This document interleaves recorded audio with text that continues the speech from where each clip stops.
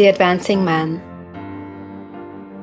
No matter whether you are a physician, a teacher, or a clergyman, if you can give increase of life to others and make them sensible of the fact, they will be attracted to you and you will get rich.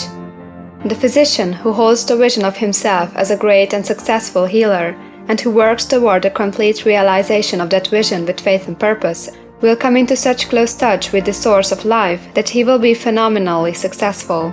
Patients will come to him in throngs. No one has a greater opportunity to carry into effect the teaching of this book than the practitioner of medicine. It does not matter to which of the various schools he may belong, for the principle of healing is common to all of them and may be reached by all alike. The advancing man in medicine, who holds to a clear mental image of himself as successful and who obeys the laws of faith, purpose, and gratitude, will cure every curable case he undertakes, no matter what remedies he may use. In the field of religion, the world cries out for the clergyman who can teach his hearers the true science of abundant life. He who masters the details of the science of getting rich, together with allied sciences of being well, of being great, and of winning love, and who teaches these details from the pulpit, will never lack for a congregation. This is the gospel that the world needs. It will give increase of life, and men will hear it gladly, and will give liberal support to the man who brings it to them. What is now needed is the demonstration of science of life from the pulpit. We want preachers who can not only tell us how, but who in their own persons will show us how.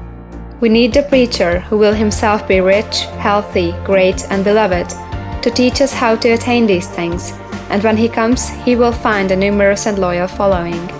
The same is true for the teacher who can inspire the children with the faith and purpose of the advancing life.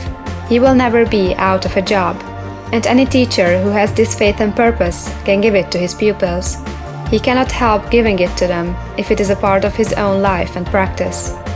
What is true of the teacher, preacher, and physician is true of the lawyer, dentist, real estate man, insurance agent, of everybody. The combined mental and personal action I have described is infallible. It cannot fail. Every man and woman who follows these instructions steadily, perseveringly, and to the letter will get rich. The law of the increase of life is as mathematically certain in its operation as the law of gravitation. Getting rich is an exact science. The wage earner will find this as true of his case as of any of the others mentioned. Do not feel that you have no chance to get rich because you are working where there is no visible opportunity for advancement, where wages are small and the cost of living high. Form your clear mental vision of what you want and begin to act with faith and purpose. Do all the work you can do every day, and do each piece of work in a perfectly successful manner. Put the power of success and the purpose to get rich into everything that you do. But do not do this merely with the idea of currying favor with your employer, in the hope that he, or those above you, will see your good work and advance you. It is not likely that they will do so. The man who is merely a good workman, filling his place to the very best of his ability, and satisfied with that, is valuable to his employer, and it is not to the employer's interest to promote him. He is worth more where he is. To secure advancement, something more is necessary than to be too large for your place.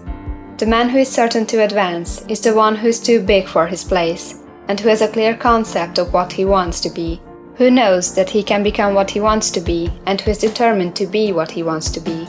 Do not try to more than fill your present place with the view of pleasing your employer.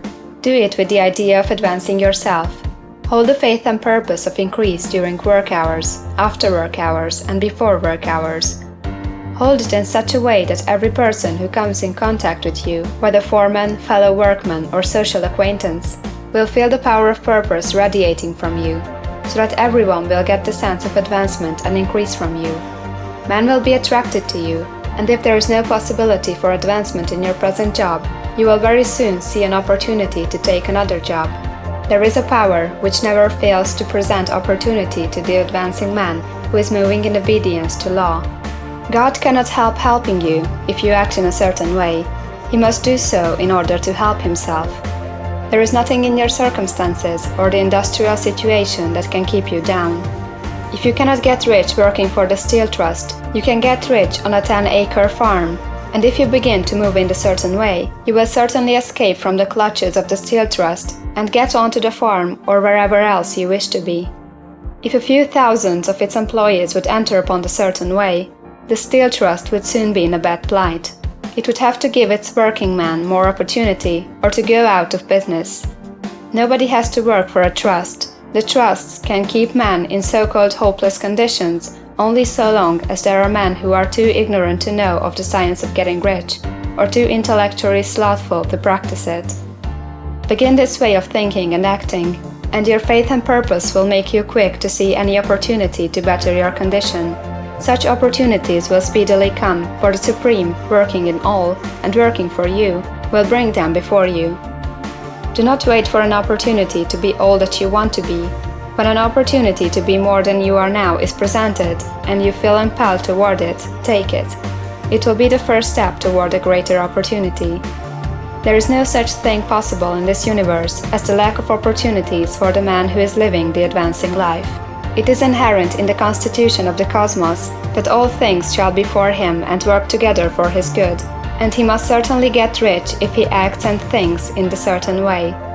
So let wage-earning men and women study this book with great care, and enter with confidence upon the course of action it prescribes. It will not fail.